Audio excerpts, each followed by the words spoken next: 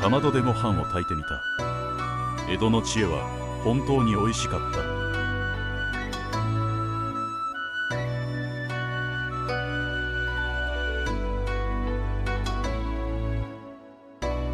導入。もし明日電気が止まったらご飯は炊けますか？皆さんはもし明日突然電気が止まってしまったらご飯を炊くことができるでしょうか？炊飯器のスイッチを押せば当たり前のように炊き上がる白いご飯。でもそれは電気があってこその便利さです。では電気もガスもなかった江戸時代の人たちは毎日どのようにご飯を炊いていたのでしょうか？縁側でお茶を飲んでいるあきらくん、あかねちゃん、そしてトラ。毎日何気なく食べているご飯だけど、昔の人はどうやって炊いていたんだろう。かまどで炊いていたんだよ。焚き木に火をつけて一釜ずつ丁寧にね。毎日炊いていたの？そう、毎日。しかもそれが当たり前だったんだよ。にゃ。今ではボタン一つで炊き上がるご飯。でも昔は木を育てながらご飯を炊いていました。そこには長い年月をかけて受け継がれてきた知恵があります。今回は実際に昔ながらのかまどを使ってご飯を炊いてみましょう。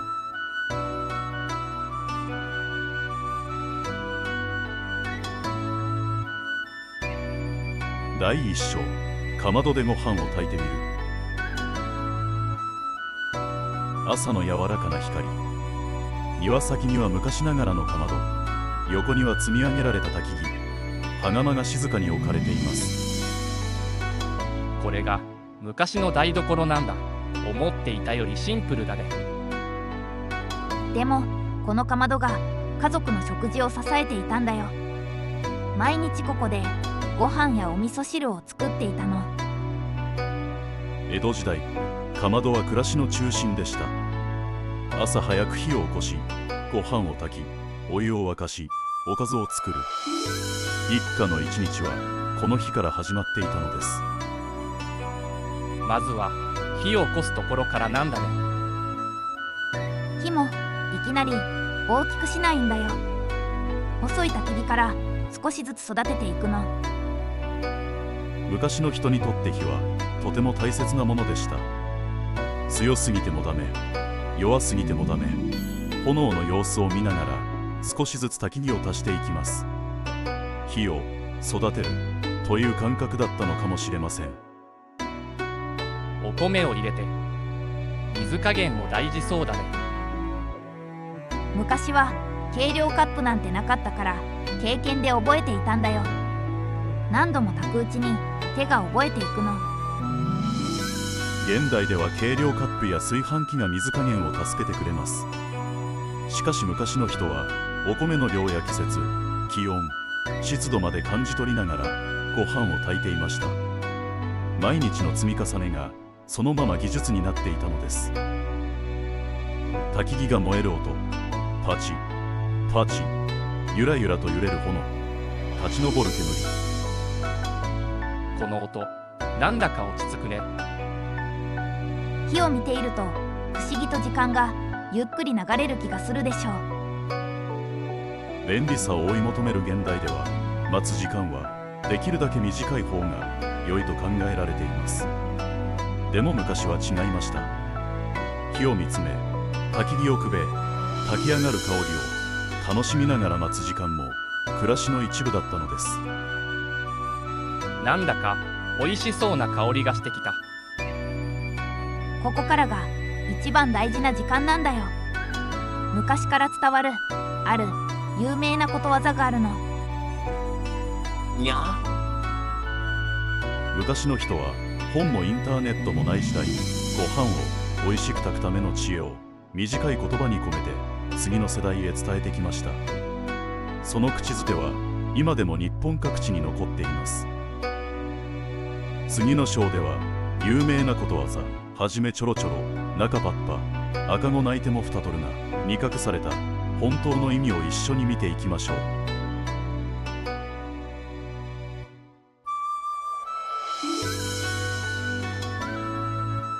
第2章、はじめちょろちょろに隠された知恵。かまどの火はゆっくりと羽釜を温めています。炎が揺れ、焚き木の燃える音だけが静かに響いています。さっきあかねちゃんが言っていた昔から伝わる言葉って何？それはね、これよ。あかねちゃんはゆっくりと口にします。はじめちょろちょろ、中パッパ、赤子泣いてもふたとるな。にゃ子供の頃に聞いたことはあるけど、なんとなく覚えているだけで意味は知らないな。実はこの言葉は昔の人が長年の経験から生み出した炊飯の手順を誰でも覚えやすいようにまとめた口づてです。本もなく学校で学ぶ機会も限られていた時代、暮らしに欠かせない知恵は短い言葉にして語り継がれてきました。まずははじめちょろちょろ。最初は弱火でゆっくり温めることなんだよ。炊き始めに急いで強火にするとお米の表面だけが先に熱くなり、十分に水を吸えません。弱火でゆっくり温めることでお米一粒一粒が水を含み、ふっくらと炊き上がる準備をするのです。なるほど。最初はお米に水をしっかり吸わせる時間なんだね。そう、そして次は中パッパ。ここからは一気に火を強くするんだよ。十分に吸水したお米は強い火で一気に沸騰させます。勢いよく炊き上げることでお米全体に熱が行き渡り、美味しさを引き出します。ずっと強火じゃダメなんだね。火加減にはちゃんと意味があるんだよ。現代では炊飯器が自動で火加減を調整してくれます。でも昔の人は炎の色や湯気の出方、焚き木の燃え方を見ながら自分の手で火を調整していました。まさに経験と観察の積み重ねだったのです。でもことわざってこれだけじゃなかった気がする。そうなの。実は地域によって少しずつ違うんだよ。例えば、はじめちょろちょろ、中パッパ、ぶつぶつゆうころ火を引いて赤子泣いてもふたとるなという形で伝えられている地域もあります。他にも、じゅうじゅう吹く頃火を引け、スズメが鳴く頃火を引けなど、土地によって表現は少しずつ違います。しかしどの言葉にも共通しているのは、炊き上がる様子をよく見て最後まで慌てず待つことという教えでした。言葉は違っても大事なことは同じなんだね。昔の人はこうやって暮らしの知恵を子供たちへ伝えてきたんだよ。昔の知恵は難しい教科書ではなく、家族の会話の中で受け継がれてきました。短い言葉の中には何世代にもわたる経験が詰まっていたのです。そして最後が赤子泣いてもふたとるな。そこがそんなに大事なんだ。ここで蓋を開けると蒸気が逃げてしまうの。だから最後まで我慢。炊き上がりの蒸らしはご飯をふっくら仕上げる大切な時間です。待つということも美味しいご飯を作る技術の一つでした。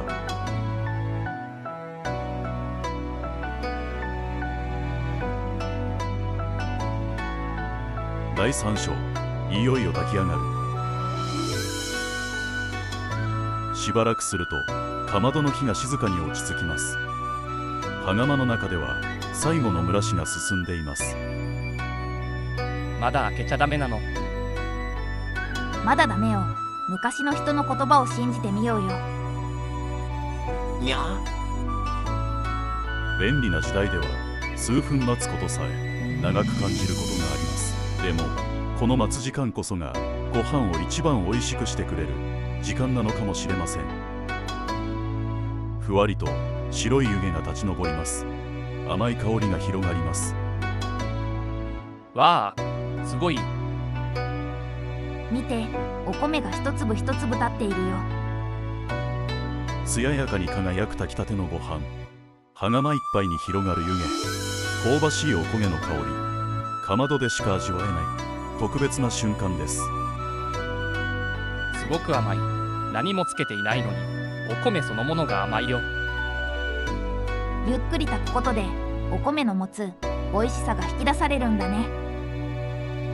にゃん。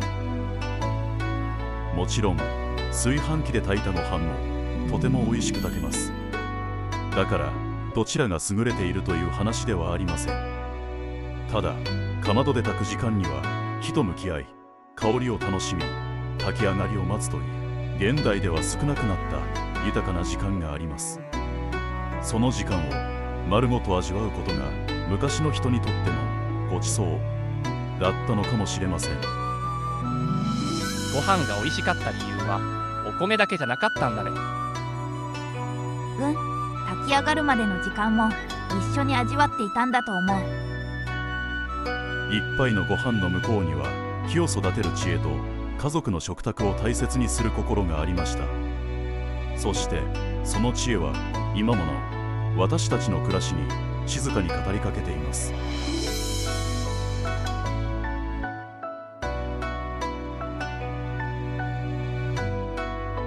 第4章、昔の知恵は未来への贈り物。夕方、かまどの火は静かに消え、ほのかに焚き木の香りが残っています。縁側ではあきらくん、あかねちゃん、そしてトラが炊きたてのご飯を囲んでいます。今日はご飯を炊いただけなのになんだかすごく贅沢な時間だったね。そうだね。昔の人はこの時間を毎日のように過ごしていたんだよ。火を起こす、焚き木をくべる、ご飯が炊き上がる香りを待つ。今では手間と感じることも昔の人にとってはごく当たり前の日常でした。その積み重ねが家族の暮らしを支えていたのです。でも今は炊飯器があるし、もうかまどを使うことなんてないのかな。あかねちゃんは少し考えてから静かに微笑みます。そう思う人もいるのかもしれないね。でもね、知っていることと知らないということには大きな違いがあると思うの。私たちは便利な時代に暮らしています。だからこそ昔の道具だけで生活する必要はありません。しかしもし停電や災害で電気が使えなくなった時、あるいは自然の中で暮らす機会が訪れた時、火の扱い方やご飯を炊く知恵はきっと私たちを助けてくれるでしょう。昔の知恵って特別なものじゃないんだね。未来のための備えにもなるんだ。だからこそ今でも大切に受け継がれているんだと思う。江戸時代の人々は便利だからではなく、暮らしを守るために知恵を磨いてきました。その知恵は何百年という時を超え、今も私たちの手の中へ受け継がれています。夕暮れの空、風が稲を揺らし、鳥の声が聞こえます。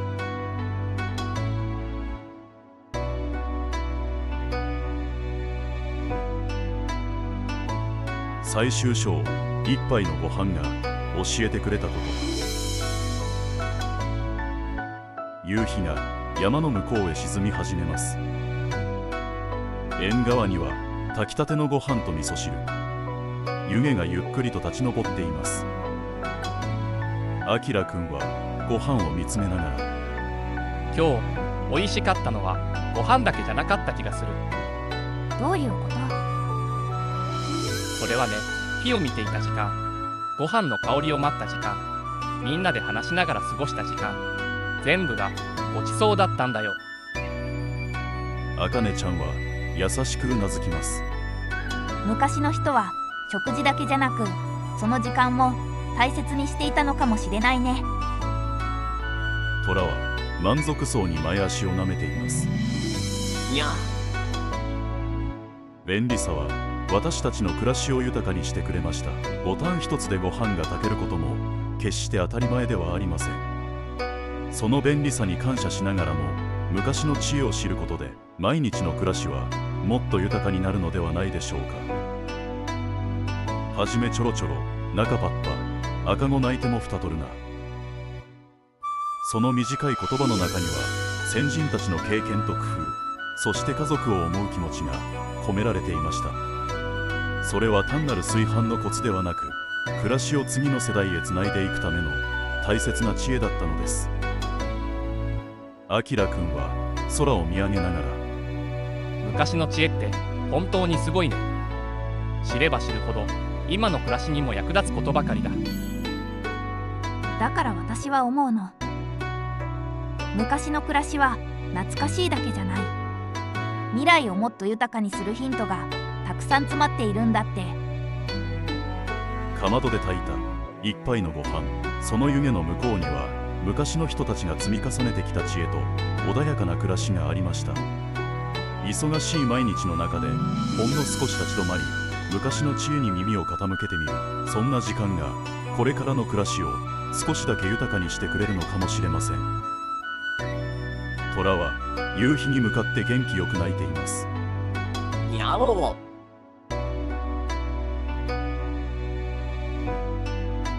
ご視聴ありがとうございました。昔の暮らしには今だからこそ見直したい知恵がたくさんあります。皆さんの地域にもご飯作りや暮らしにまつわる口づてや言い伝えがあれば、ぜひコメントで教えてください。次回も昔の暮らしに隠された知恵を一緒に探していきましょう。それではまた次の動画でお会いしましょう。